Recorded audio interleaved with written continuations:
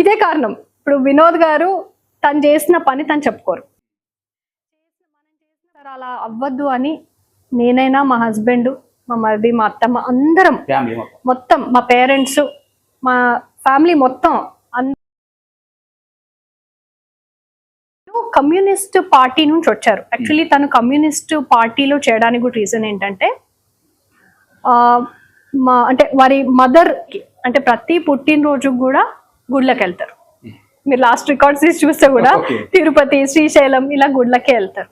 మా అత్తమ్మ కూడా చాలా భక్తురాలు, ప్రతి ఏకాదశికి ఫాస్టింగ్ ఉంటారు అన్ని. ఇప్పుడు మా పెళ్ళి అయింది 2.5 years back, proper Hindu culture లో అయింది.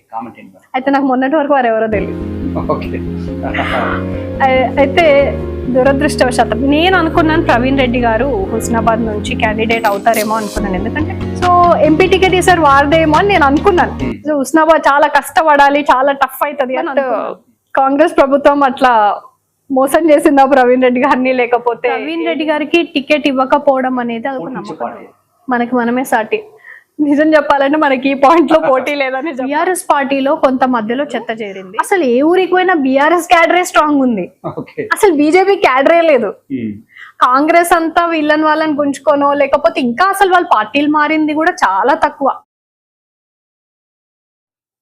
ఓన్లీ ప్రత్యర్థి, అపోనెంట్ అని మాత్రమే అనాలి. అంత పార్లమెంట్ లాస్ట్ టైం పార్లమెంటేరియన్ ఉన్నప్పుడు 540 members పార్లమెంటేరియన్స్ లో 300కి పైగా క్వశ్చన్స్ వేశారు. 106 డిస్కషన్స్ లో పార్టిసిపేట్ చేశారు. ఇవన్నీ కూడా వారి స్ట్రెంగ్సే. సో నెగిటివ్ మనీ అనేది పెద్ద డిసైడింగ్ ఫ్యాక్టర్ అవ్వలేదు. ఏమి అట్లాంటి ఆలోచన అయితే చేయలేదు నేను. ఇప్పుడు డాక్టర్ గా ఉన్నారు కానీ ఆమె డాక్టర్, మా ఇంట్లో కూడా అందరూ డాక్టర్సే. కుమార్ గారి కోడలు కాకుండా మీరు జనరల్ డాక్టర్ గా యువతకి, మహిళలకి నిజానికైతే ఎల్క తొట్టిలో చూసే లీడర్లు అందరూ మహిళలే ఉన్నారు. ఎక్కడికి వెళ్ళినా మహిళా లీడర్లే ఉన్నారు. పార్టీ కదా ఎన్నికల్లో ఓటమి పాల్గొవడానికి ప్రధాన రీజన్ ఏమో చెప్తారు? ఫేక్ ప్రామిసెస్,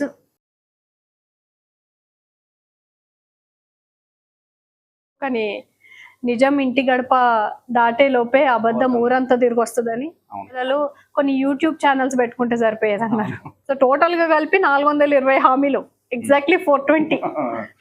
ఈ 420 హామీలతోని ఆబ్వియస్లీ పబ్లిక్ ఎట్లుంటదండి, సరే వీళ్ళు తెలంగాణ తెచ్చిండ్రు, అరే గవర్నమెంట్ పోయినా మా కేటీఆర్ ఐటీ మినిస్టర్ కావాలనుకున్నాం. KCR is father of Telangana అండి. అసలు ఆయన ఎప్పుడు చూసినా గానీ నాకైతే ఒక దేవుని లాగా అనిపిస్తుంది. వినోద్ గారే అండి.